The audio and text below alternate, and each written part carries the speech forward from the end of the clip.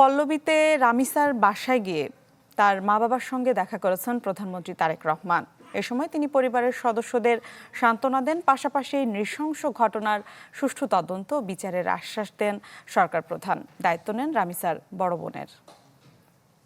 সময়ের সাথে সাথে দেখা দেয় নিত্য নতুন প্রয়োজন। রেডি থাকতে হয় প্রতি মুহূর্ত। তাই এলো ইনোভার, যেন আপনি লাইফে থাকেন রেডি প্রতিদিন। Innova, designed for now. যে ঘরটি কদিন আগেও দ্বিতীয় শ্রেণীর পড়ুয়া নিষ্পাপ শিশুটির হাসিতে মুখর ছিল, সেখানে এখন কেবলই বুকফাটা হাহাকার।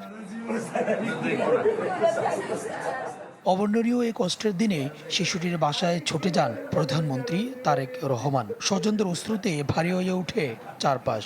শোকাতুর বাবা মাকে পরম মমতায় জড়িয়ে ধরে সান্ত্বনা দেন প্রধানমন্ত্রী, আশ্বস্ত করেন বিচারের। এই অন্যায়ের সাথে যে জড়িত তার বিচার আমরা আগে করতে চাই, তার বিচারের ব্যবস্থা আমরা আগে করতে চাই। এইটা আমরা আগে প্রথমে করতে চাই। এক সন্তান আল্লাহ নিয়ে গেছে, আরেক সন্তান আপনার কাছে আছে, ওর কথা মনে করে আপনাদের শক্ত থাকতে হবে, ওর দিকে তাকিয়ে, ঠিক আছে? প্রধানমন্ত্রী স্পষ্ট জানান, এর নৃশংসতার কোনো ক্ষমা নেই। দ্রুততম সময়ের মধ্যে সুষ্ঠু তদন্তের মাধ্যমে অপরাধীদের দৃষ্টান্তমূলক সর্বোচ্চ শাস্তি নিশ্চিত করা হবে। যেহেতু বলেছেন, আপনি আপনার কষ্টের কথা বলেছেন, সেই ব্যাপারে আমরা যেটা আমাদের পক্ষে সম্ভব ইনশাল্লাহ আল্লাহ চায় আপনার সন্তানের এই অবস্থার জন্য যে দায়ী, তার বিচার ইনশাল্লাহ হবে।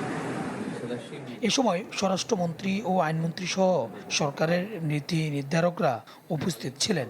ধর্ষণের পর নির্মম এই হত্যাকাণ্ডের ঘটনায় মূল অভিযুক্ত সোহেল রানা ইতিমধ্যে আদালতে দোষ স্বীকার করে জবানবন্দি দিয়েছে।